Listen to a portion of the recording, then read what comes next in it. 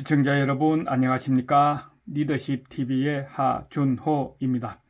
오늘 배경화면은 서울 한강의 잠수교 분수쇼 장면으로 무더운 날씨에 시원함을 느끼면서 이 시간을 보내고자 합니다.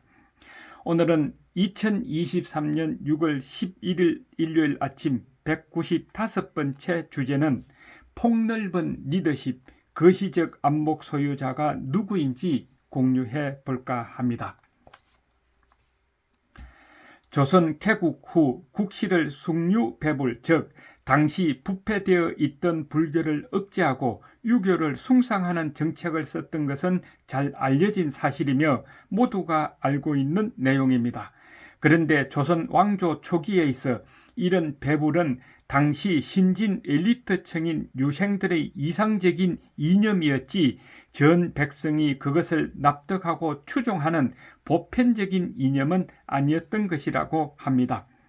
그래서 그러할 즈음에 가장 유생을 아끼고 또 유교 정신을 통치 이념으로 삼고 있는 세종대왕이 배불을 완화하는 정책을 쓰자 은인자중하던 유생들이 화가 났습니다. 그러다 보니 드디어 그것이 권당시위로 발전했죠. 전하께서 숭불하심으로 여러 유생들은 모두 학관을 비우고 돌아가 중이 되고자 합니다 하고 임금에게 상소를 하는 것입니다.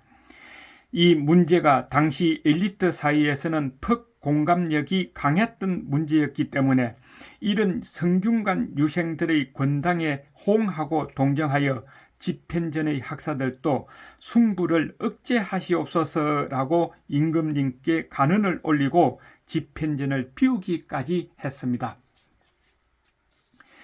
그러자 세종대왕은 눈물을 흘리며 황희정성을 불러 심정을 말했습니다. 집현전 학사들이 모두 나를 버리고 돌아갔으니 장차 이 일을 어찌하면 좋겠소 하고 걱정과 진심이 담긴 말을 하자 황희정성은 몸소 여러 학사의 집을 밤낮 가리지 않고 두루 찾아다니며 다시 집현전에 나올 것을 간청하였습니다. 그렇게 설득하고 다니는 황희정성을 길 가운데서 만난 유생들이 떼지어 앞에 나아가 면박을 주었습니다. 소위 정성이란 자리에 있으면서 어찌 임금의 그릇됨을 바로 잡지 못한단 말이냐 했죠.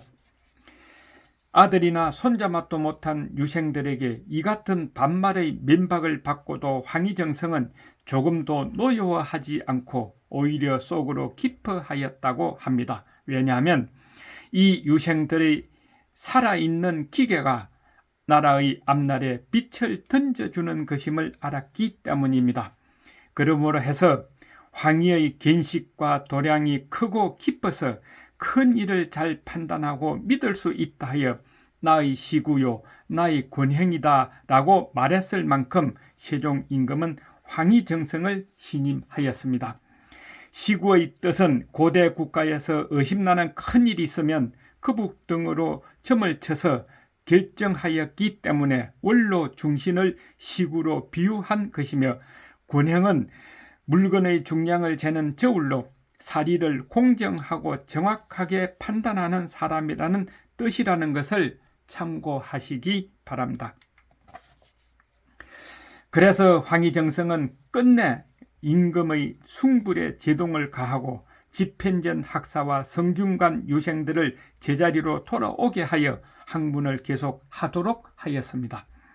이와 같은 황희정성의 뛰어난 리더십 특징은 인간적인 측면이나 의리나 의기 그리고 학문적인 능력 측면에서도 학사들로부터 숭배를 받고 있었기 때문입니다. 물론 공의 폭넓은 리더십이나 거시적 안목이 없었던들 양극으로 치닫는 배리와 반목, 즉 사리에 어긋나고 스스로 남을 시기하고 미워하는 화는 나라를 어지럽게 하기 충분했을 것인데 공의 뛰어난 리더십으로 절충과 조화를 시켜나간 것입니다. 그러했기 때문에 후시의 당쟁과 사화 때마다 임금들은 황희정성의 리더십이나 안목이나 절충하는 정치 능력을 몹시 아쉬워했고 또 그 같은 인물이 곁에 없음을 한탄하기를 입버릇처럼 이렇게 말했다 합니다. 방촌, 황희만 곁에 있었던들라고 말입니다. 그러면 지금은 황희정성 같은 역할을 누가 해야 할까요?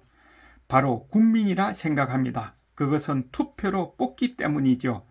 배리, 사리에 어긋나고 반목, 스스로 남을 시기하고 미워하는 정치인은 뽑지 말아야 할 것입니다. 시청자 여러분들께서는 어떻게 생각하십니까? 끝까지 시청해 주셔서 감사합니다. 리더십TV의 하준호였습니다. 건강하세요. 다음 주에 뵙겠습니다.